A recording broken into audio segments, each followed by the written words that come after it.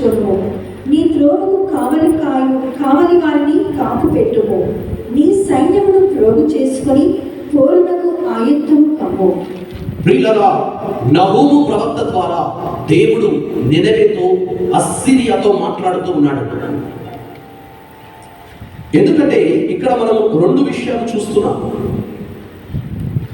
దేవుడు మనకిచ్చిన వాక్యములో ఈ నినవే పట్టణము అస్సిరియా రాజ్యములకు రాజధాని.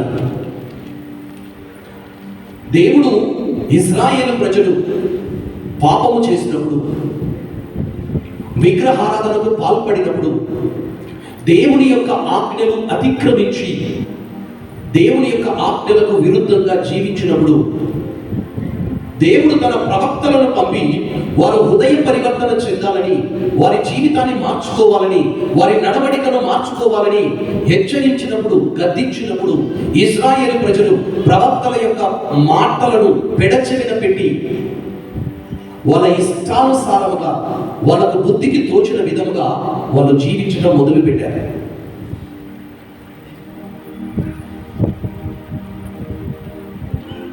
ప్రార్థన విషయంలో, ఆరాధన విషయంలో, దేవుని విషయంలో వారందరూ కూడా భ్రష్టులైపోయారు. రెండవది, తోటి ఇజ్రాయేలీ ప్రజలని పీడించడం మొదలుపెట్టారు. ప్రజలకు అన్యాయం చేయడం మొదలుపెట్టారు. వాళ్ళు జూబిలీ వత్సరాన్ని ఆచరించడం మానేశారు. ఉదాహరణకి, ఎవరైనా ఇజ్రాయేలీయుడు ఇంకొక ఇజ్రాయేలీ దగ్గర పని చేయడానికి కుదిరితే జూబిలీ సంవత్సరమున వాళ్ళని ఏం చేయాలంటే వదిలేయాలి. వాళ్ళని తిరిగి వాళ్ళ ఇంటికి పంపాలి. ఎవరైనా డబ్బు అవసరం ఉంది, వారి యొక్క పొలాన్ని కానీ, వాళ్ళ యొక్క స్థలాన్ని కానీ, వారి యొక్క ధనాన్ని కానీ వేరొక ఇజ్రాయేలీ దగ్గర కుదువ పెట్టినట్లయితే జూబిలీ వత్సరమున దాన్ని వదిలేయాలి. ఇది దేవుడు చేసిన ఒక నిబంధన. కానీ డబ్బు మీద ఆశతో, స్థలముల మీద ఆశతో తిరిగి ఇవ్వాల్సిన దానిని తిరిగి ఇవ్వకుండా తమ దగ్గర అంటి పెట్టుకొని తోటి ఇజ్రాయేలీ ప్రజలకి ద్రోహం చేశారు వాళ్ళు. మూడవది, దేవుని ఆరాధించడం మానేసి అన్య దైవముల వెంట పరిగెత్తారు. అమోరీయులు, అమాలేకీయులు, ఫిలిస్తీయులు కొలిచి దైవముల వెంట పరిగెత్తి వాళ్ళ ఆచారములను, దేవుడు ఎవరి ఆచారములనైతే పాటించకూడదు అన్నాడు, జుగుప్సాకరమైన, దేవునికి ఏహ్యమైన, దేవుడు అసహించుకునే ఆచారములను ఇజ్రాయేలీ ప్రజలు పాటిస్తూ వస్తూ ఉన్నారు. అందుకని దేవుడు ఏం చేశాడంటే, ఇజ్రాయేలీ ప్రజలని శిక్షించడానికి, వాళ్ళని క్రమశిక్షణలోనికి తీసుకుని రావడానికి, దేవుని మాట వినటం లేదు కనుక, దేవుని వైపు తిరిగి మరటం లేదు కనుక, పాపంలోనే కొనసాగుతున్నారు కనుక, తన ప్రవక్తలను పంపిన ప్రవక్తల మాటలను పెడచెవిన పెట్టి తమ బుద్ధికి తోచినట్లుగా జీవిస్తున్నారు కనుక దేవుడు నీతిమంతుడు, న్యాయాధిపతి. అందుకనే ఇజ్రాయేలీ ప్రజల మీద తీర్పు విధించాడు. ఏంటి ఆ తీర్పు అంటే, అస్సిరియా ఇజ్రాయేలీ ప్రజలని, ఇజ్రాయేలు రాజ్యమును ఇబ్బందుల పాలు చేయడానికి దేవుడు ఏర్పాటు చేశాడు. They oppressed the people of Israel. ఈ అస్సిరియా సైనికులు, రాజు వచ్చి ఇజ్రాయేలీ ప్రజల మీద దండెత్తి వాళ్ళని చిందరవందర చేసి వాళ్ళ యొక్క పొలములను, వాళ్ళ యొక్క పంటలన్నిటిని కూడా నాశనం చేసి ఈ ఇజ్రాయేలీ ప్రజల యొక్క కొంతమంది యవనస్తులని వాళ్ళ దేశానికి పట్టుకొని పోయారు. ఇది దేవుని యొక్క తీర్పు. ఇది దేవుని యొక్క తీర్పు. ఇది దేవుడు ఇజ్రాయేలీ ప్రజలని అణచివేయడానికి, ఇజ్రాయేలీ ప్రజలని దారిలోనికి తీసుకొని రావడానికి, ఇజ్రాయేలీ ప్రజలకి బుద్ధి చెప్పడానికి దేవుడు ఏర్పాటు చేసిన ఒక మార్గం. Praise the Lord. Hallelujah, hallelujah. ఇది దేవుని ఏర్పాటు. ఇజ్రాయేలీ ప్రజలకి బుద్ధి చెప్పడానికి, ఇజ్రాయేలీ ప్రజలని అణచివేయడానికి. ఎందుకంటే వాళ్ళు మనసు మార్చుకొని, వాళ్ళు బుద్ధి మార్చుకొని, ఒకవైపు అస్సీరియా ప్రజలు వాళ్ళని కష్టాల పాలు చేస్తూ ఉంటే, ఇబ్బందుల పాలు చేస్తూ ఉంటే, అణచివేస్తూ ఉంటే, ఇజ్రాయేలీ ప్రజలు బుద్ధి తెచ్చుకొని దేవుని దగ్గరికి తిరిగి వస్తారని చెప్పి దేవుడు ఆశపడ్డాడు, దేవుడు కోరుకున్నాడు. ఏ విధంగా ఐగుప్తులో ఫరో రాజు, ఫరో సైన్యము, ఫరో అధికారులు ఇజ్రాయేలీ ప్రజలని కష్టాల పాలు చేశారో, ఇబ్బందులు పెట్టారో, ఆ ఇబ్బందులలో, ఆ కష్టాలలో వాళ్ళు దేవుని జ్ఞాపకం చేసుకున్నారు. అందుకే మనం చదువుతున్నాం నిర్గమకాండము 2వ అధ్యాయము అక్కడ దేవుడు మనతో మాట్లాడుతున్నాడు. 23వ వచనం. ఏళ్ళు దొరికినవి, ఐగుప్తు దేశ ప్రభువు చనిపోయెను, ఇశ్రాయేలీయులు బానిసతనమున మునిగి మూలుగుచు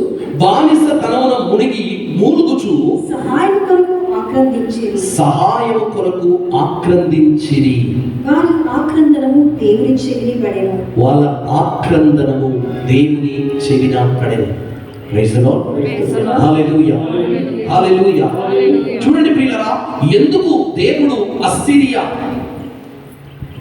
సైన్యము ఇజ్రాయేలు ప్రజలని కష్టాల పాలు చేయడానికి, అణచివేయడానికి దేవుడు పర్మిషన్ ఇచ్చాడంటే ఇజ్రాయేలు ప్రజలు దేవునికి దూరమయ్యారు. కానీ దేవుడు ఊహించిన దానికంటే, అనుకున్న దానికంటే ఎక్కువగా ఈ అస్సీరియా ఇజ్రాయేలీ ప్రజల మీద క్రూరత్వాన్ని, కఠినత్వాన్ని ప్రదర్శించారు. దేవుడు అనుకున్న దానికంటే కూడా, ఊహించిన దానికంటే కూడా ఈ అస్సీరియా సైన్యము ఇజ్రాయేలీ ప్రజల మీద క్రూరత్వాన్ని, కఠినత్వాన్ని ప్రదర్శించారు. అందుకనే ఈ ఇజ్రాయేలీ ప్రజలు దేవునికి మొరపెడుతున్నారు, ప్రభువా ఇదిగో మేము తప్పు చేశాము, మమ్మల్ని క్షమించు అని. అలా దేవునికి మొరపెడుతున్నప్పుడు ఈ ఇజ్రాయేలీ ప్రజలు చూడండి, వాళ్ళ పొలాలన్నీ పోయాయి, వాళ్ళ పంటలన్నీ పోయాయి, వాళ్ళ ఆస్తులు పోయాయి. ఎందుకంటే శత్రువులు వచ్చి ఇజ్రాయేలీ ప్రజలను ఓడించి వాళ్ళ యొక్క ఆస్తులను కొల్లగొట్టుకొని పోయారు.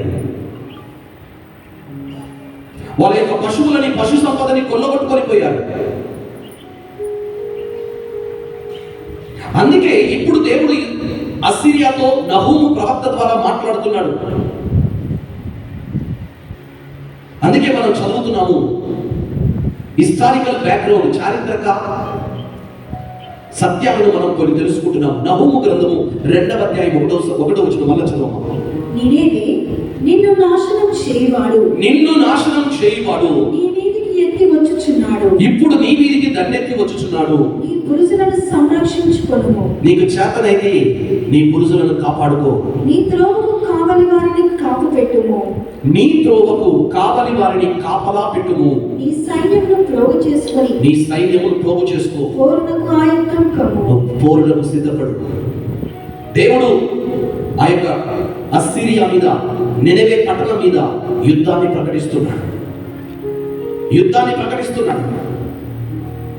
నువ్వు ఇజ్రాయేలీ ప్రజలను అణచివేశావు కదా, ఇప్పుడు నిన్ను అణచివేసే దేవుడు నీ దగ్గరికి రాబోతున్నాడు. కానీ అణచివేయబడిన, అనగత్రొక్కబడిన ఇజ్రాయేలీ ప్రజలతో దేవుడు ఏం మాట్లాడుతున్నాడో ఒకసారి చూద్దాం. 2వ వచనం చదువుతాం. ప్రభువు ఇశ్రాయేలు ప్రజల యొక్క ఐశ్వర్యమును పునరుద్ధరించును. శత్రువులు అంటే అస్సీరియా ప్రజలు ఇజ్రాయేలీ ప్రజలని నాశనం చెయ్యకముందు ఉన్న వైభవమును తిరిగి నెలకొల్పును. Praise the Lord. Hallelujah, hallelujah, hallelujah, hallelujah, hallelujah. ప్రియులారా, దేవుడు ఈ యొక్క వచనములో 3 విషయాలు మనం చూస్తున్నాం. మొదటిది, శత్రువును దేవుడు నాశనం చేయబోతున్నాడు. శత్రువు యొక్క అధికారాన్ని దేవుడు తొలగించబోతున్నాడు. శత్రువు యొక్క అణిచివేతను దేవుడు తీసివేయబోతున్నాడు. ఇక శత్రువు ఇశ్రాయేలు ప్రజల తోలికి రాడు.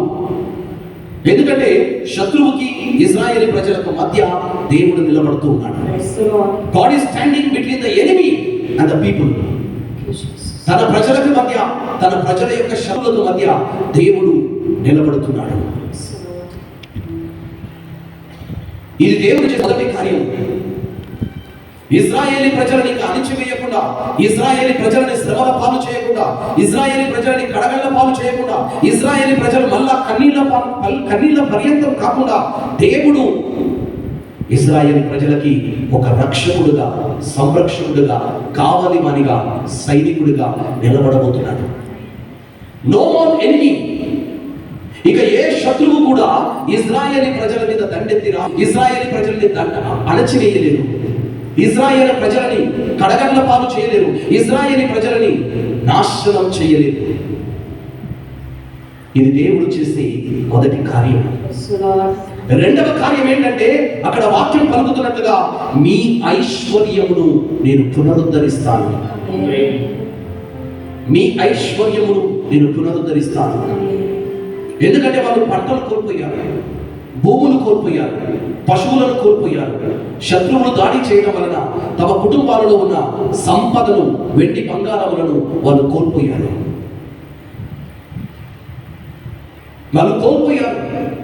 ఇప్పుడు దేవుడు ఏమంటున్నాడు, మీరు ఏదైతే కోల్పోయారో మీ ఐశ్వర్యమును, మీ సంపదలను నేను పునరుద్ధరిస్తాను. I will restore what you have lost. Your wealth, your wealth. రెండవది, మీ పూర్వ వైభవాన్ని. శత్రువులు మీ మీద దండెత్తి వచ్చినప్పుడు ఎలాంటి దండెత్తక ముందు ఎలాంటి వైభవాన్ని కలిగి ఉన్నారో, ఎలాంటి కీర్తిని మీరు కలిగి ఉన్నారో, ఎలాంటి పేరు ప్రతిష్టలు కలిగి ఉన్నారో, నేను మీ వైభవాన్ని పునర్నిర్మింతును, పునరుద్ధరిస్తానని చెప్పి దేవుడు మాట ఇస్తున్నాడు. ప్రియులారా, ప్రైజ్ ది లార్డ్, హల్లెలూయా, హల్లెలూయా. ఆ గాడ్ ఇస్ ఎ బిల్డర్. మనల్ని నిర్మించేవాడు, పునర్నిర్మించేవాడు, మన విమోచకుడు ఆయన, మనకు స్వస్థతనిచ్చేవాడు, మనకు విడుదలనిచ్చేవాడు ఆయన. అందుకే కీర్తన 23వ కీర్తన 3వ వచనంలో, 23వ కీర్తన 3వ వచనంలో దావీదు కీర్తనలో ఈ విధంగా పాడుతూ ఉన్నాడు, నా బడలికను తొలగింపుము, నా బడలికను తొలగింపుము, తాను వాగ్దానము చేసినట్లే ధర్మ మార్గమున నడిపించు, నన్ను ధర్మ మార్గమున నడిపించుము. Praise the Lord. Restore my soul. మళ్ళా చదవమా.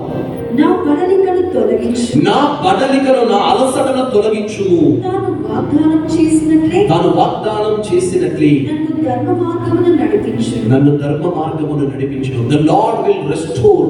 ఆమేన్.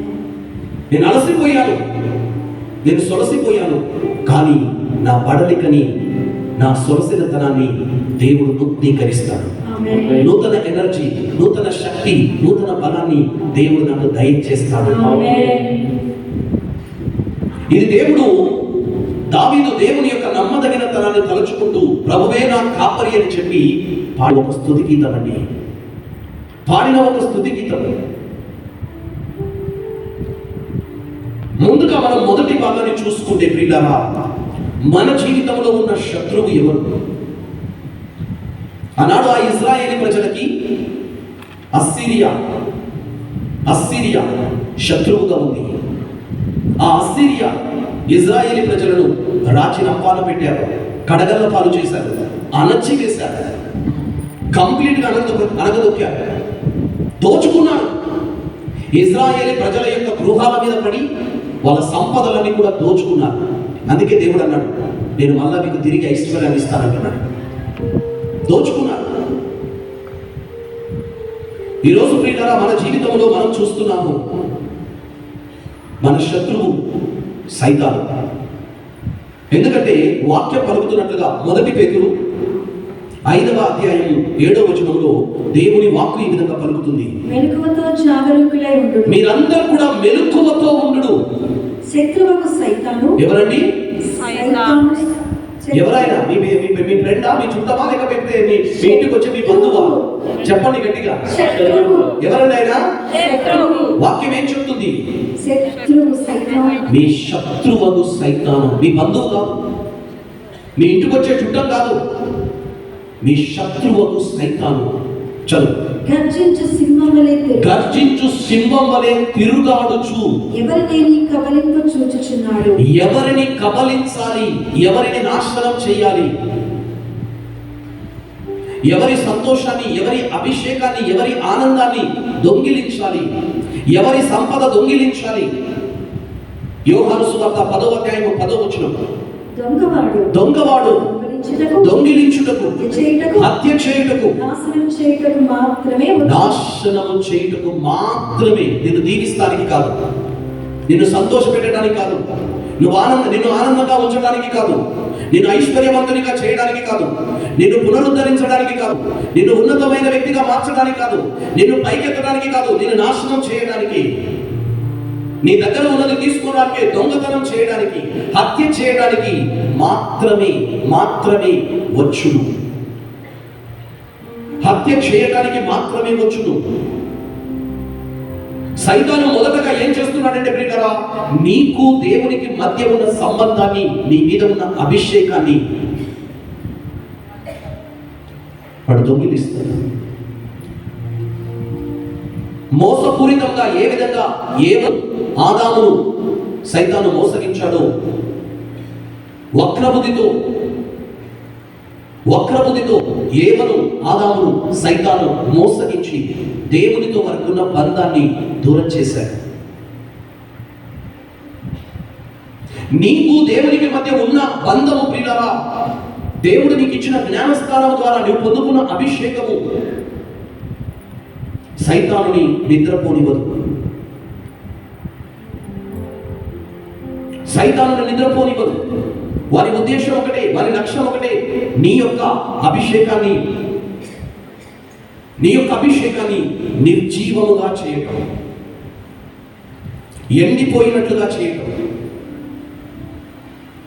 దేవునికి నీకు మధ్య ఉన్న సంబంధాన్ని కూలద్రోయడం,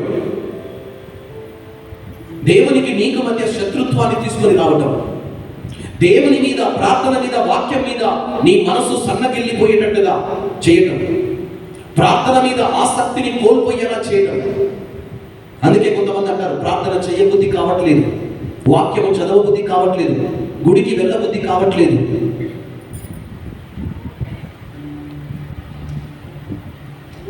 అంటే ఆ మనస్సు అనేది రాదు. నీకు ప్రార్థన చేయబుద్ధి కావట్లేదు, వాక్యము చదవబుద్ధి కావట్లేదు, దేవాలయానికి వెళ్ళబుద్ధి కావట్లేదు అనే ఒక ఆలోచన నీలో వస్తుంటే ప్రియులరా, ఆల్రెడీ దుష్టుడు సైతాను నీ యొక్క ఆధ్యాత్మిక జీవితాన్ని నిర్జీవంగా చేస్తున్నాడని అర్థం. నీ అభిషేకాన్ని ఆరిపోయేలా, నీ దీపం ఆరిపోయేలా, నువ్వు నూనె అయిపోయేలా చేశాడని అర్థం.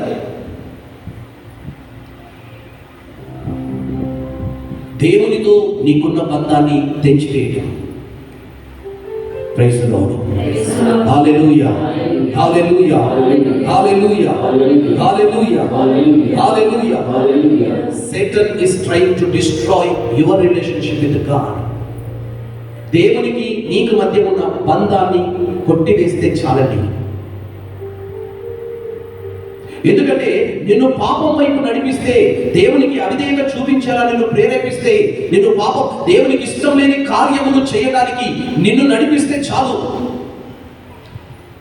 శరీరానుసారముగా మనం ఎప్పుడైతే జీవిస్తున్నామో, శరీరమును అనుసరించి శరీర కోరికలను తృప్తిపరచడంలో మనం ఎప్పుడైతే ఎక్కువగా శ్రద్ధ చూపిస్తున్నామో, ఆధ్యాత్మికముగా నిర్జీవమైన వ్యక్తులుగా, జీవము లేని వ్యక్తులుగా ఆల్రెడీ మనం మారిపోతున్నాము.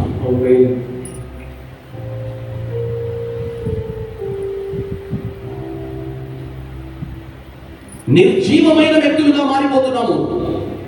జీవము లేని వ్యక్తులుగా, మనిషిగా మనం జీవిస్తున్నాము. కానీ దేవునితో ఉన్న సంబంధం అనేది తెంచివేయబడింది.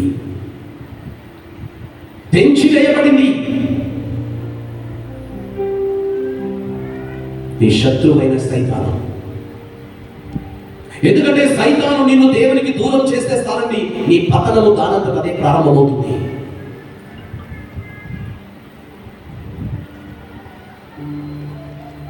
ఒక్క విషయం గుర్తుపెట్టుకో, Satan is not afraid of those who go to the church.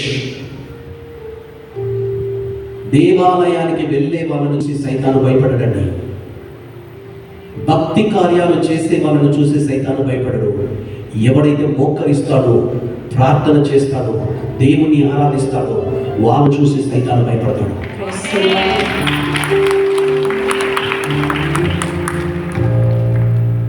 ప్రార్థన చేసే వాళ్ళని చూసి భయపడతాడు, ఆరాధన చేసే వాళ్ళని చూసి భయపడతాడు, స్తుతించే వాళ్ళని చూసి భయపడతాడు, గుడికి వెళ్ళే వాళ్ళని కాదు.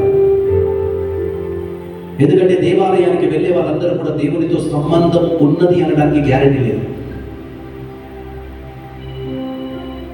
దేవునితో సంబంధం కావాలని అనుకునేవాడే, దేవునితో సంబంధంలో ఉన్నవాడే, ఆత్మచేత నడిపింపబడుతున్నవాడే ప్రతిరోజు మోకరించగలుగుతాడు. ఆత్మచేత ప్రేరేపించబడుతున్నవాడే, దేవునితో సంబంధమును ఆస్వాదిస్తున్నవాడే మనసారా చేతులెత్తి మోకరించి దేవుని స్తుతించగలరు, ఆరాధించగలరు. ఆ ఆరాధించడంలో అలసట అనేది ఉండదు. టైం ఎంతైంది అని చూసుకోను. ఒక్కరోజు ఆరాధించకపోతే, ఒక్కరోజు స్తుతించకపోతే, ఒక్కరోజు దేవుని సన్నిధిలో సమయం గడపకపోతే వాళ్ళ మనసులో ఏదో తెలియని అలజడి, ఏదో తెలియని బాధ, ఏదో తెలియని వ్యక్తి, ఈరోజు ఏదో నేను కోల్పోయాను అన్నట్లుగా వాళ్ళ జీవితం ఉంటుంది. రాత్రి పడుకున్నప్పుడు కూడా ఈరోజు నేను ఏదో ఒకటి మర్చిపోయానని చెప్పి జ్ఞాపకం వచ్చి నిద్రపడ్డాను. అప్పుడే ఇలా అనిపించినప్పుడే నీకు దేవునికి మధ్య ఆ బంధం కరెక్ట్గా ఉందని తెలుసుకో. ఈరోజు ప్రార్థన చేయకపోయినా కడుపు నిండా తిని రాత్రి కాగానే చక్కగా ఏసీ వేసుకొని మంచిగా బ్లాంకెట్ కప్పుకొని గొరక పెట్టి నిద్రపోతున్నానంటే దేవుని గురించిన ఒక్క ఆలోచన కూడా రాలేదు, మనసులో ఒక్క అలజడి కూడా అనిపించలేదంటే ప్రియులారా, నీ అంతరాత్మ ఆల్రెడీ మొద్దుబారిపోయిందని తెలుసుకో. మొద్దుబారిపోయిందని తెలుసు. దేవుని పరిశుద్ధాత్మ నీ హృదయం మీద పనిచేయడం ఆగిపోయింది. ఎందుకంటే ఆ ఆత్మ యొక్క పిలుపునకి, ఆ ఆత్మ యొక్క ప్రతిస్పందనకి స్పందించలేని విధముగా నీ ప్రార్థన జీవితం మారిపోయింది, నీ హృదయం మారిపోయింది.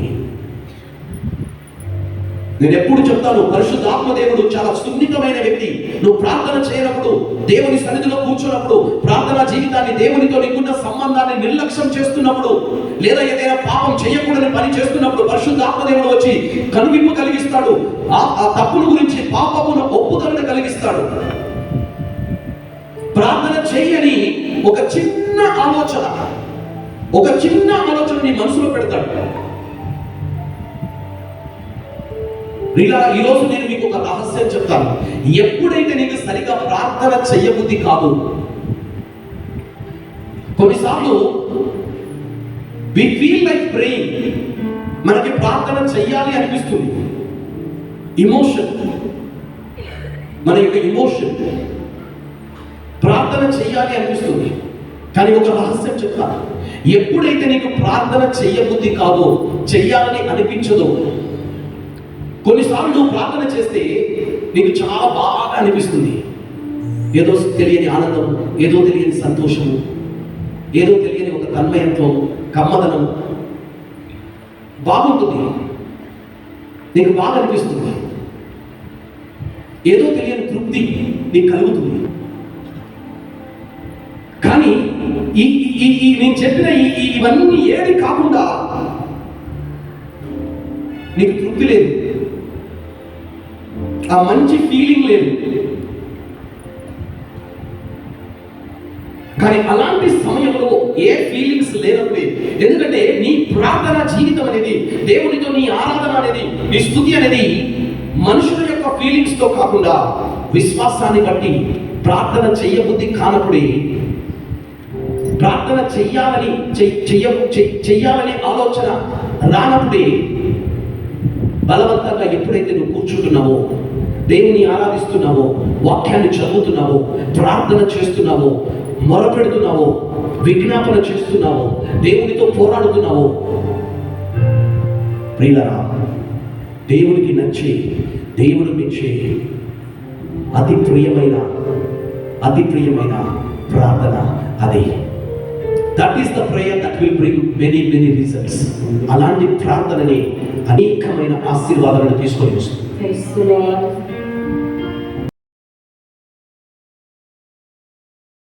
అలసిపోయేవాడు. ఆయన ఒక మాట, ఆయన సాక్ష్యం గురించి నేను వింటున్నప్పుడు ఒకసారి ఆయన అన్న మాట నాకు చాలా ప్రభావితం చేసింది. బాగా అలసిపోయి ఇంటికి వచ్చిన తర్వాత అలా కాలు చాపుకొని కుర్చీలో కూర్చోవాలని ఆయనకు అనిపించేదట. మనసేమో వెళ్ళు మంచి రిలాక్స్గా అలసిపోయావు అని మనసు చెప్తుంది. కానీ ఆయన ఏం చేసేవాడంటే తన బైబిల్ పట్టుకొని తన గదిలోనికి వెళ్ళి ఆ అలసిపోయినప్పుడే మోకరించి ప్రార్థన చేస్తే, అలా ప్రార్థన చేస్తూ ఉంటే పిల్లరా, అలా ఎప్పుడైతే ప్రార్థన చేయడం మొదలుపెట్టాడో ఆత్మ దేవుడు వచ్చి, దేవదూతలు వచ్చి ఆయనని పరలోకానికి తీసుకొని పోయేవాళ్ళంట. పరలోకానికి కొనిపోయేవాళ్ళంట. ఆ దేవదూతలు యేసు ప్రభు వచ్చి ఆ పరలోకంలో ఉన్న అన్ని కూడా యేసు ప్రభు ఆయనకి చూపించేవాడంట. ఆయన అలసిపోయాడు. కొంచెం కాలు చాపుకొని ప్రశాంతంగా కొంచెం రిలాక్స్ అవుదాం, టీవీ పెట్టుకొని రిలాక్స్ అవుదాం, పేపర్ పట్టుకొని రిలాక్స్ అవుదాం, మొబైల్ పట్టుకొని వీడియో చూస్తూ రిలాక్స్ అవుదాం. లేకపోతే ప్రియులారా, సైతాను మన శత్రువు. ఆ సైతాను యొక్క మొదటి ఆయుధం ఏంటంటే నీకు దేవునికి మధ్య ఉన్న కనెక్షన్ కట్ చేయడం. నీకు దేవునికి మధ్య ఉన్న కనెక్షన్ కట్ చేయడం. మన శత్రువైన సైతాను చేసే మొదటి పని ఇదేనండి. Praise the Lord. హల్లెలూయా.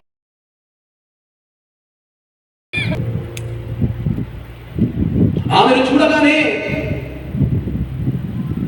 అప్పటిప్పటికి పాటలు పాడని ఆదాము, కవితలు రాయని ఆదాము, ఈమె నా ఎముకలలో ఎముక, నా శరీరంలో శరీరము, నా భాగములో భాగము, ఈమె నా వంటిదై ఉన్నది, ఈమె నా భార్య అని చెప్పి దేవుని పక్కకి నెట్టేశారు. ఆమె తీసుకొని పోయాడు.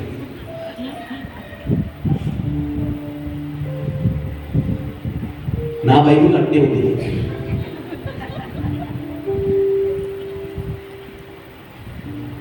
ప్రేమ గీతాలు పాడాడు.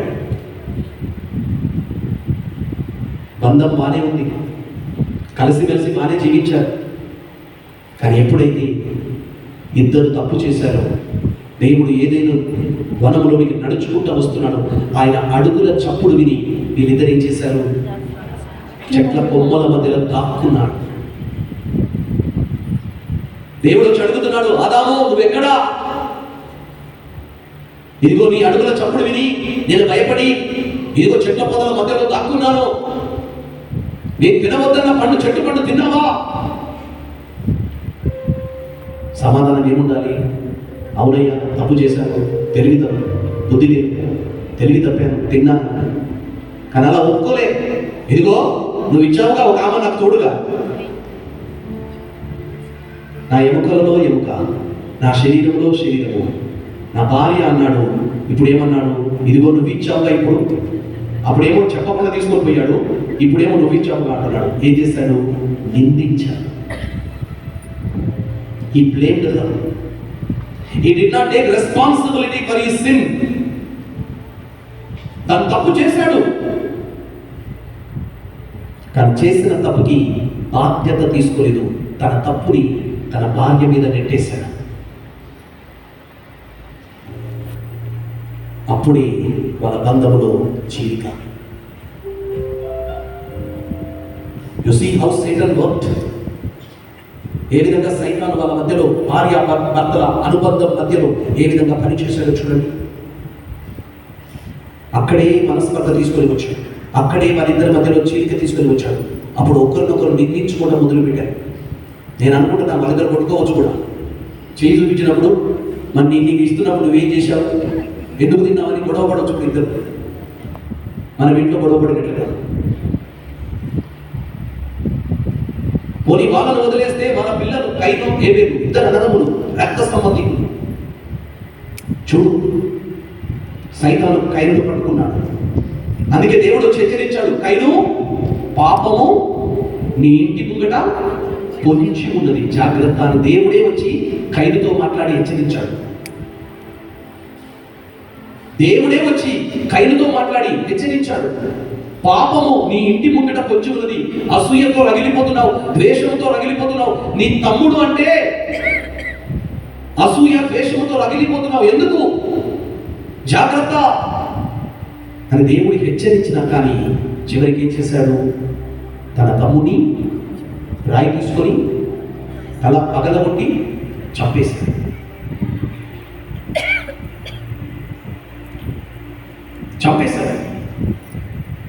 యోసేపు తన అన్నలు, సొంత తమ్ముడు కాళ్ళ వేళ్ళపడి ఏడ్చాడు, అయినా కానీ వదలలేదు.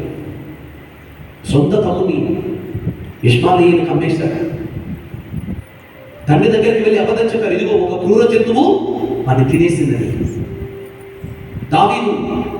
దావీదు కుటుంబాన్ని దుష్టుడు పట్టుకొని చిన్న భిన్నం చేశాడు.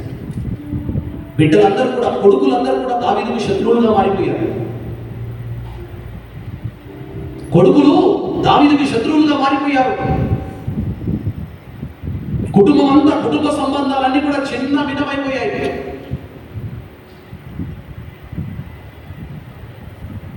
Praise the Lord. Hallelujah, hallelujah, hallelujah. ప్రియులారా, సైతాను మన కుటుంబ బంధాలని చిన్న భిన్నం చేస్తాడు, అణచివేస్తాడు. పగలు ప్రతీకారాలు సృష్టిస్తాడు, ద్వేషాన్ని సృష్టిస్తాడు, కుటుంబ సభ్యుల మధ్య వైరాన్ని కలగజేస్తాడు, కుటుంబ బాంధవ్యాల మధ్య వైరాన్ని సృష్టిస్తాడు.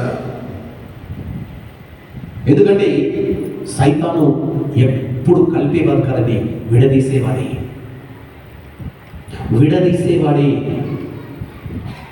భార్యాభర్తలను విడదీయటం, తల్లిదండ్రులను పిల్లలను విడదీయటం, తోబుట్టువులను విడదీయటం,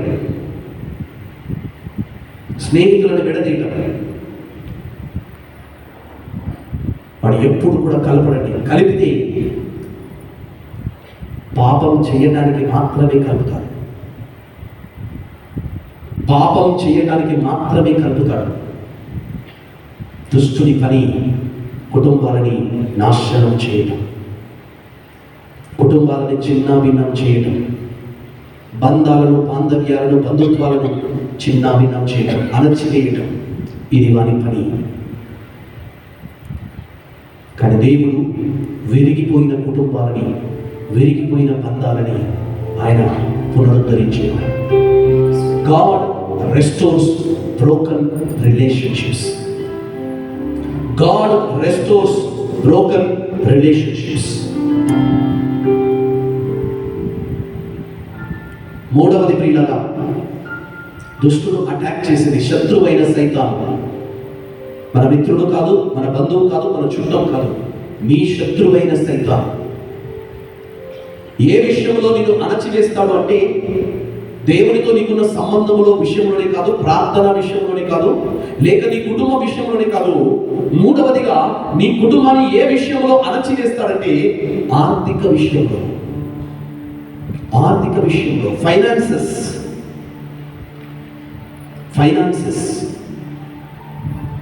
ప్రియులారా, మొదటగా మనం యోబు జీవితాన్ని గమనిస్తే దేవుడు మొట్టమొదటగా యోబు జీవితాన్ని తాకే ముందు, ఆయన శరీరాన్ని తాకే ముందు, ఆయనకున్న కుటుంబాన్ని తాకే ముందు ఫస్ట్ ఆయనకున్న ఆస్తిపాస్తులన్నీ కూడా తీసేశాడు. ఒక సేవకుడు పరిగెత్తుకొని వస్తున్నాడు, ఇదిగో శత్రువులు వచ్చి నీ పశువులన్నింటినీ, నీ సంపదనన్నింటినీ దోచుకొని వెళ్ళారు, అక్కడ కాపలాదారుగా ఉన్న వాళ్ళందరినీ కూడా చంపేశాడు, నేను ఒక్కడినే తప్పించుకొని కాదు. దొడ్లను, పశువులను, మేకలను, గొర్రెలను, ఒంటెలను అన్నిటిని కూడా శత్రువులు వచ్చి సంపదనంతా దోచుకొని పోయారు.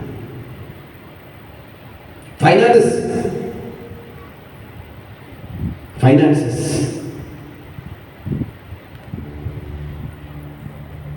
శత్రువుడు, ప్రియులారా, దుష్టుడైన సైతాను మనకున్న ఐశ్వర్యాన్ని, అందుకే దేవుడు అంటున్నాడు, మీ ఏ ఐశ్వర్యం అయితే కోల్పోయారో, ఏ సంపదనైతే కోల్పోయారో, శత్రువు వచ్చి, అసిరియా సైన్యం వచ్చి ఇశ్రాయేలీ ప్రజల యొక్క సంపదలను దోచుకొని వెళ్ళిపోయారు.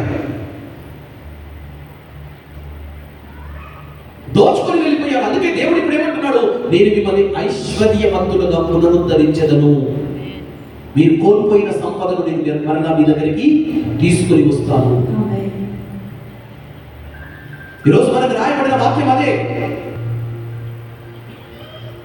సైతాను ఏదో ఒక విధంగా ఆర్థికంగా ప్రియులరా మనం కృంగుబాటు కలిగి ఉండేలా చేస్తాడు, పడిపోయేలా చేస్తాడు. కొంతమంది నీవు సంపాదించినది నువ్వు అనుభవించలేకపోవచ్చు. ఎందుకంటే కీర్తన 128 2వ వచనంలో మన వాక్యం చదివితే, కీర్తన 128 వేకువనే నిద్ర లేచి రేయి ప్రొద్దుపోయిన దాకా మేల్కొని ఉండి కష్టపడి పనిచేసి పట్టకోడు సంపాదించుకుని కష్టార్జితమును నీవు అనుభవింతువు. నీవు ఆనందమును అభ్యుదయమును పడేదువు. నీ కష్టార్జితమును నీవు అనుభవింతువు. నీ కష్టార్జితమును నీవు అనుభవించదవు. నీవు ఆనందమును అభ్యుదయమును పడేదు. నీవు ఆనందమును అభ్యుదయమును పడేదు. దేవుడు తనను ప్రేమించే వారిని తన యొక్క కవనెంట్ అంటే తన నిబంధనలో ఎవరైతే ఉన్నారో వాళ్ళకి ఇస్తున్న ఆశీర్వాదం ఏంటంటే, నువ్వు ఏదైతే సంపాదిస్తున్నావో నీ కష్టార్జితమును అనుభవిస్తావు. నీవు సంతోషంగా ఉంటావు, ఆనందంగా ఉంటావు, అభ్యుదయమును పడుస్తావు. కానీ రోజు కోట్ల రూపాయలున్నా సంతోషం లేదు, ఆనందం లేదు. చక్కని 2 అంతస్తుల మేడ 3 అంతస్తుల మేడ కట్టుకున్నా కంటి నిండా నిద్ర లేదు, ప్రశాంతమైన నిద్ర లేదు, ప్రశాంతమైన నిద్ర లేదు. మనల్ని అటాక్ చేస్తున్నాడు ప్రియులారా, మనల్ని అటాక్ చేస్తున్నాడు. ఎందుకంటే దొంగవాడు దొంగిలించడానికి, నీకున్న డబ్బుని నీ సంపాదనని వాడు దొంగిలిస్తున్నాడు. ఏ విధంగా దొంగిలిస్తున్నాడంటే, నీకు అనవసరమైన వ్యర్థమైన ఖర్చులు నువ్వు సంపాదిస్తుంటావు, కానీ సంపాదన ఎక్కడికి పోతుందో తెలియదు. నువ్వు అవసరంలో ఉన్నప్పుడు నీ సంపాదన కూడా నీకు అక్కడికి రాదు. నువ్వు కష్టంలో ఉన్నప్పుడు, నువ్వు బాధలో ఉన్నప్పుడు ప్రియులారా అది నీకు అక్కడికి రాదు. సైతాను నిన్ను మోసపూరితమైన నిర్ణయాలు తీసుకునేలా, మోసపూరితమైన ఇన్వెస్ట్మెంట్స్ చేసేలా చేసి అది నీకు నష్టం కలిగేలా చేస్తాడు. లేకపోతే అద్దు అదుపు లేని విధంగా విచ్చలవిడిగా ఖర్చు చేయడం. డబ్బు చేతిలో ఉంది కదా, వెనక ముందు ఆలోచించదు. డబ్బు చేతిలో ఉంది, సో విచ్చలవిడిగా ఖర్చు చేయడం. లేకపోతే తెలియకుండానే కొంతమందిని అప్పుల ఊపిలో నెట్టేస్తాడు. కొన్ని రోజులు ఒక సహోదరి వచ్చి వాళ్ళ కుటుంబం గురించి చాలా చాలా బాధపడుతూ ఈ విధంగా ఏడుస్తూ, ఆధార్ గారిని 1,00,00,000 అప్పు చేశారు. అప్పుల వాళ్ళు వచ్చి ఇంటి ముందు కూర్చుంటున్నారు, ఏం చేయాలో తెలియట్లేదు. నేను ఒకటే ప్రశ్న అడిగాను, అమ్మ ఇన్ని అప్పులు చేస్తున్నప్పుడు ఎందుకు ఆలోచించలేదు? ఒక అప్పు తర్వాత ఇంకొక అప్పు, ఒక అప్పు తర్వాత ఇంకొక అప్పు, ఇంకొక అప్పు తర్వాత ఇంకొక అప్పు. మీరు డబ్బులు తీసుకొని వస్తున్నారే కానీ తిరిగి ఎలా చెల్లించాలని ఎందుకు ఆలోచించలేదు? ఎట్లా చెల్లిస్తారు? ఆ చెల్లించడానికి మీ దగ్గర ఏదైనా ఆధారం ఉందా? ఏదైనా సోర్స్ ఉందా? సరే డబ్బు తీసుకున్న డబ్బు తిరిగి ఇచ్చివేయడానికి నీ దగ్గర ఏదైనా ఆధారం ఉందా? మీ కుటుంబంలో ఏదైనా ఆధారం ఉందంటే కళ్ళు తేలేశారు.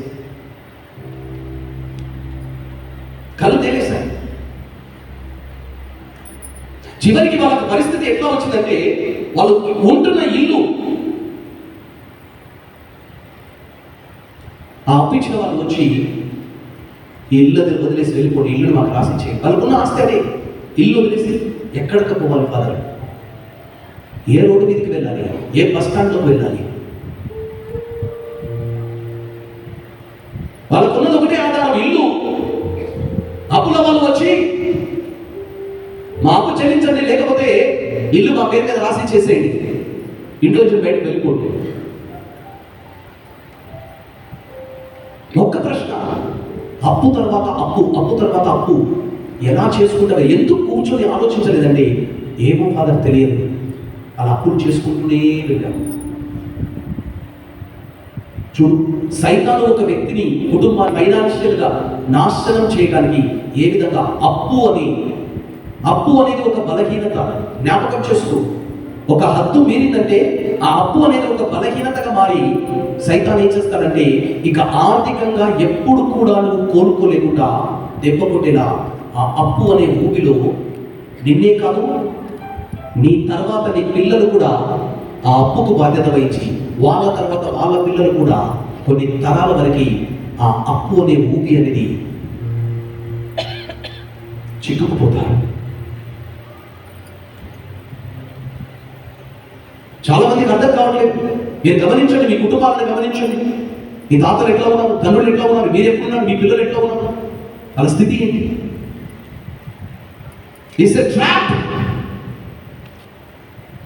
సైతాను ఒక ఫ్యామిలీని, ఒక కుటుంబాన్ని ఆర్థికంగా కృంగదీయడానికి, చూడండి, అప్పులో ఊపిలో ఉన్నవాడు ఎవ్వడు కూడా ప్రియులారా కంటి నిండా నిద్రపోడు, ప్రశాంతంగా నిద్రపోడు ఎవరు కూడా. రెండోది, అప్పులలో ఉన్నవాడు ఎప్పుడు కూడా పరిపూర్ణమైన ఆరోగ్యాన్ని కలిగి ఉంటారు. ఆ మానసిక ఒత్తిడి, అప్పుల వాళ్ళు వచ్చి అడుగుతుంటే తల ఎక్కడ పెట్టుకోవాలో తెలియక అవమానంతో అటు ఇటు పరిగెడుతూ వాళ్ళ కాలు వీళ్ళ కాలు పట్టుకుంటూ ఇక్కడ చేసిన అప్పులు తీర్చడానికి ఇంకొక దగ్గర పోయి అప్పు చేయడం, వాళ్ళ దగ్గర మళ్ళీ వాళ్ళు వచ్చినప్పుడు ఇంకొక దగ్గర అప్పు చేయడం, అలా సమాజంలో పరువు పోయి వాళ్ళ దగ్గరికి వీళ్ళ దగ్గరికి వెళ్ళి మానసికమైన ఒత్తిడి, దీంతో బీపీలు, షుగర్లు, హార్ట్ ప్రాబ్లమ్స్, అనేకమైన సమస్యలు. మీరు చూడండి, ఇలా అప్పుల పాలైన వాళ్ళు చాలా మంది, కనీసం 10% of people ultimately they commit suicide, ఆత్మహత్య చేసుకుంటారు. ఎవరు గెలిచారు? సైతం. అందుకే ఇది మీకు ఒక హెచ్చరిక, మీ కుటుంబాలకు ఒక హెచ్చరిక, మీ బిడ్డలకు ఒక హెచ్చరిక. అప్పు చేసే ముందు, డబ్బు తీసుకునే ముందు ఒకసారి ఆలోచించాలి. ఆ అప్పును తీర్చడానికి నీ దగ్గర సోర్స్ ఉందా, ఆధారం ఉందా? ఆ అప్పు నీ తలకు మించిన భారమా, లేక నీకు చేతనవుతుందా? ఆలోచించాలి. లేకపోతే దుష్టుడు మిమ్మల్ని ట్రాక్లోకి, ఊపిలోకి లాగుతాడు. మీరే కాదు, మీ తర్వాత తరం కూడా బయటికి రాలేనంతగా. అప్పుడు ఆ కుటుంబంలో సంతోషం ఉండదు, ఆనందం ఉండదు, పండుగ కూడా ఉండదండి. సరిగ్గా పండుగ రోజు కూడా ఏడుస్తూనే కూర్చుంటారు, అప్పు ఎలా చెల్లించాలి అని. అప్పు ఎలా చెల్లించాలని ఆలోచిస్తూనే ఉంటారు. Praise the lord.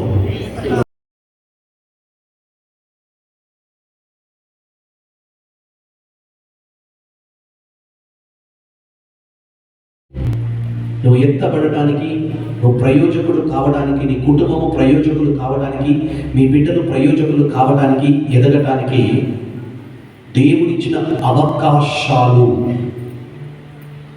సమయము మిగిలించలేడు.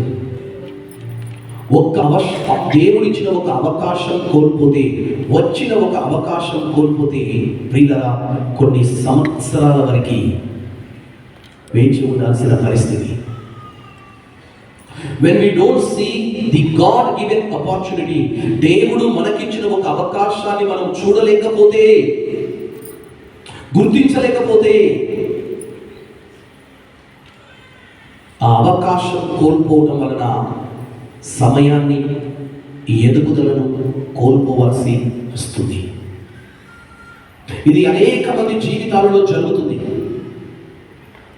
ఇదే విషయంలో ప్రియులారా దేవుడు నీ ఎదుగుదలకు సహాయపడే, నీ ఎదుగుదలకు ఉపయోగపడే కొంతమంది మనుషులని దేవుడు నీ జీవితంలోని పంపిస్తాడు.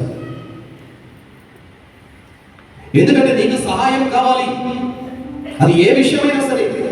లేక మీ బిడ్డలకి సహాయం కావాలి, మన దేవుని అడుగుతున్న, ప్రభువా మాకు సహాయం చెయ్యి అని. అప్పుడు దేవుడు మంచిగా ఒక సుట్కేసు పెట్టుకొని, లేకపోతే చక్కగా సోరుపుడు వేసుకొని పైనుంచి ఆకాశం నుంచి దిగి వచ్చి, కుమారుడా నీకేం కావాలి, నా కుమార్తె నీకేం కావాలి అని చెప్పి నీ ముందు నిలబడి 3 వరాల వరకు, 2 వరాల వరకు నేను ఇస్తాను. ఇవన్నీ కథల పుస్తకాల్లో మాత్రమే జరుగుతాయండి.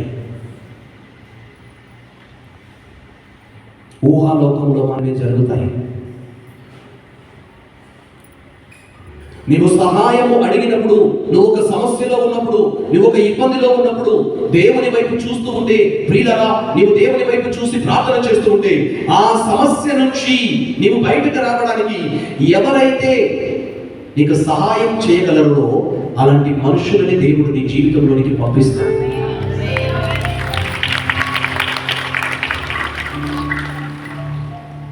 అలాంటి మనుషులు నీ జీవితంలో నీకు తారసపడేలా చేస్తాడు. వాళ్ళని మనం ఏమంటామంటే డెస్టినీ హెల్పర్స్, డివైన్ హెల్పర్స్, దేవుడు పంపిన సహాయకులు అంటాం. కానీ కొన్నిసార్లు మనము మన అజ్ఞానం వలన, మన గర్వం వలన, మన కోపం వలన అలా దేవుడు పంపిన వారిని మనం తృణీకరిస్తాం. ఆ అవకాశం, సహాయం పొందుకునే అవకాశం కోల్పోతాం. సహాయం పొందుకునే అవకాశాన్ని కోల్పోతాం. ఒక ఎగ్జాంపుల్ చూపిస్తాను.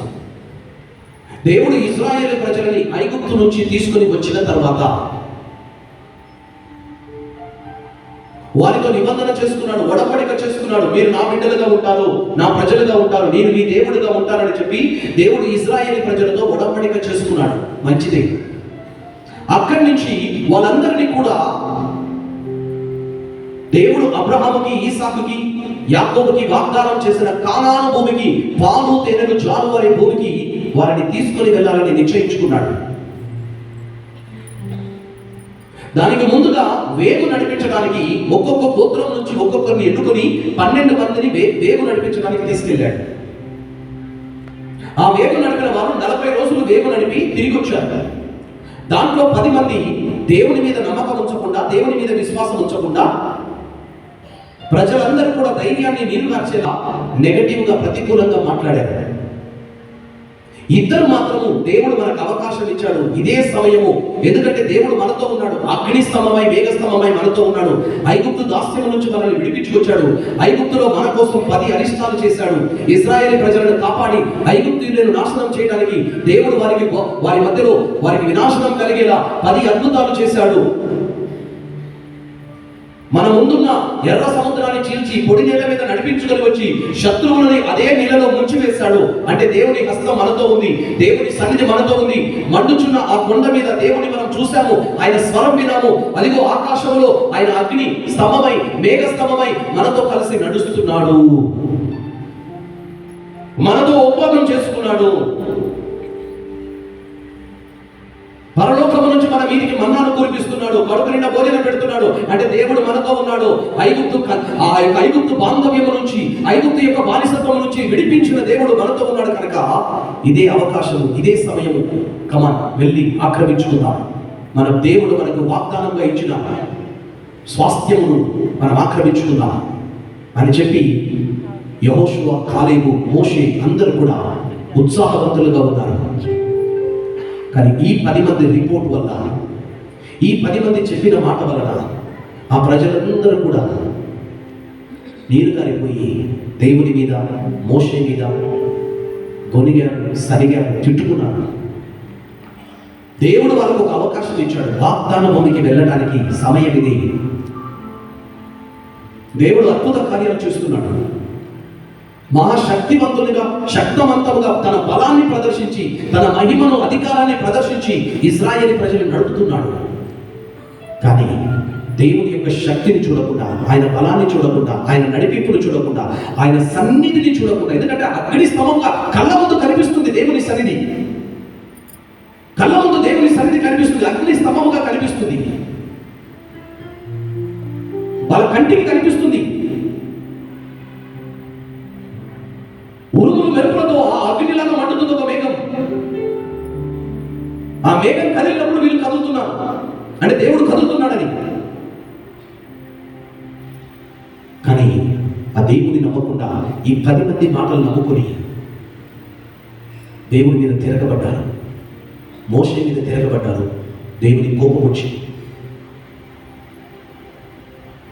వాగ్దాన భూమికి వెళ్ళడానికి ఒక అవకాశం వచ్చింది. కానీ ఆ అవకాశాన్ని కోల్పోయి 40 సంవత్సరాలు ఎడారిలో పిచ్చోలుగా తిరిగారు.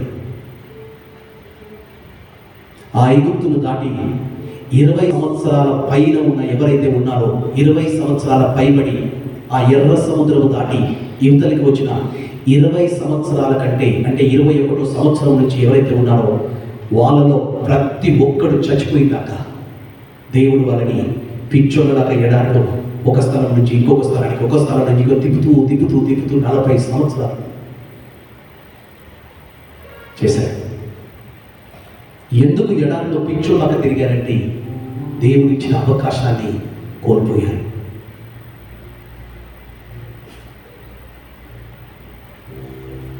ప్రియులారా, మన జీవితంలో కూడా ఆర్థిక పరంగా, కుటుంబ పరంగా, ఉద్యోగ పరంగా, వివాహ పరంగా కొన్ని అవకాశాల ద్వారాలు దేవుడు తెరుస్తాడు. అది గుర్తించడం మన పని. దేవుని ఆత్మలో ఉన్నప్పుడు, ప్రార్థనలో ఉన్నప్పుడు, వాక్యమును అంటిపెట్టుకుని ఉన్నప్పుడు పరిశుద్ధాత్మ యొక్క ప్రేరణ ద్వారా దాన్ని మనం పట్టుకుంటాం. ఇది దేవుడు ఇస్తున్న అవకాశం, ఇది దేవుడు తెరుస్తున్న మార్గము, ఇది దేవుడు తెరుస్తున్న తలుపులు అని చెప్పి మనం గుర్తిస్తాం. ఆ అవకాశాన్ని సద్వినియోగం చేసుకుని మన జీవితంలో ఒక్కొక్క మెట్టుగా మనం పైకెక్కవచ్చు. ఒకవేళ ఆ అవకాశాన్ని మిస్ చేసుకున్నామనుకో కొన్ని సంవత్సరాల పాటు బంధకంలో ఉండాల్సి వస్తుంది. Many people miss God given opportunities.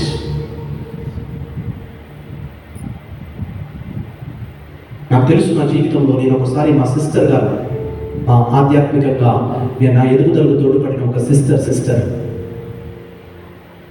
ఆరోగ్యమేరి నేను గురువు కాకముందు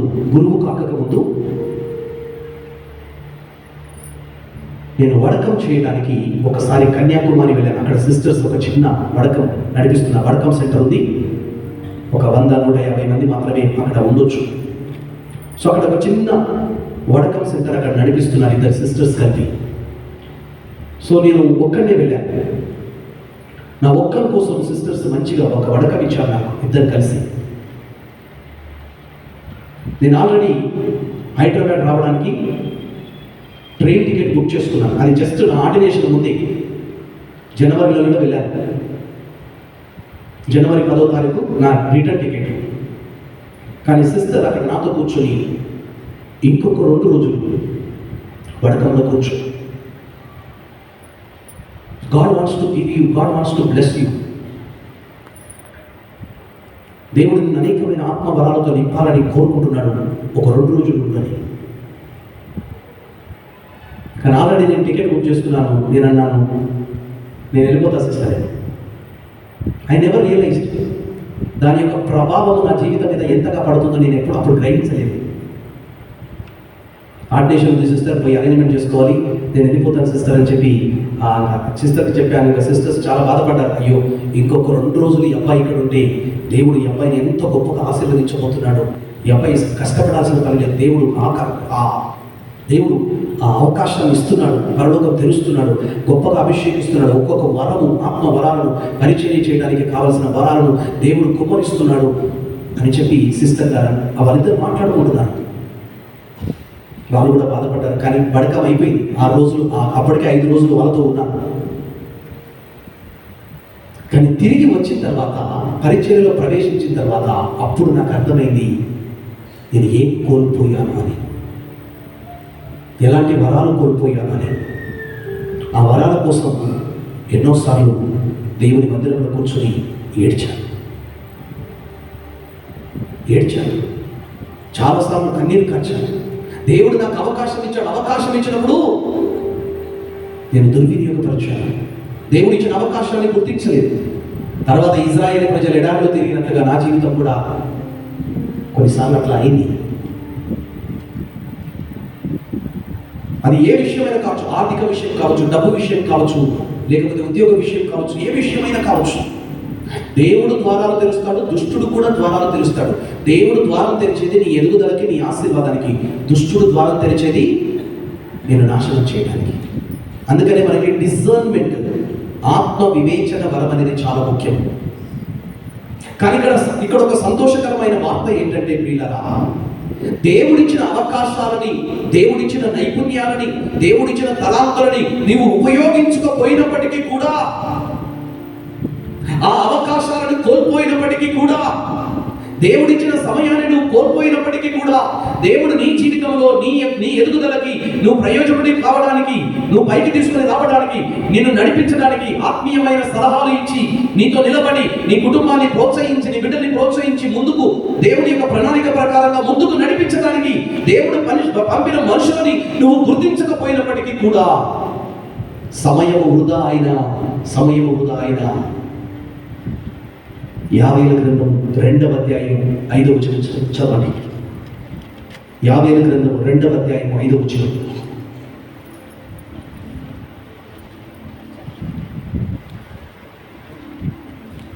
యావేల గ్రంథం 2వ అధ్యాయం 25వ వచనం. 25.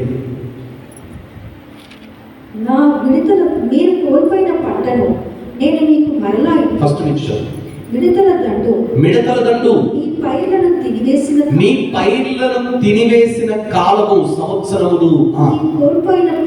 మీరు కోల్పోయిన పంటను అవకాశాలను నేను మీకు మరలా తిరిగి ఇచ్చివేయుదును.